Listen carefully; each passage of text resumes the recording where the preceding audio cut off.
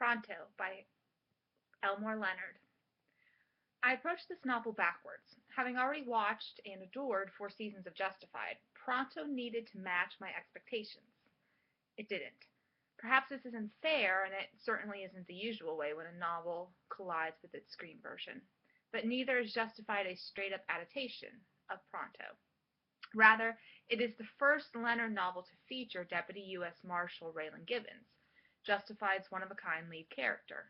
From his cowboy hat to his affinity for ice cream, his unique interpretation of the law to his almost insightful handling of both criminals and guns, Raylan is an extremely recognizable and memorable character, and these traits are on full display in Pronto.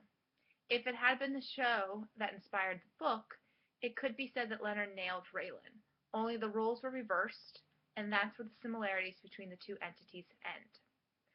Pronto is actually the story of a Miami bookie, Harry Arno, set up for skimming by the FBI in the hope that Harry will be forced to roll on the mob and become a witness.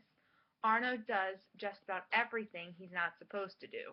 He spills on the FBI to the mob, though he's ignored, gives his U.S. Marshal protective custody the slip, and then flees to Italy on the money he was actually skimming from the mob. Though by the time he runs, the price on his head has nothing to do with his sport booking anymore. Instead, it's a mafia pissing match. 2 men in the organization trying to rise, while a third wants to stay on top. So the mob follows Harry to Italy, as does the law in the shape of a lanky man in a cowboy hat, Raylan Givens. Harry's not worried, though. He's lonely, so he hires a former soldier for hire turned street corner vendor as his jack-of-all-trades, and sends for his 25 years younger girlfriend who's still back in Miami. What ensues is chaos. Chaos is fine. I like chaos.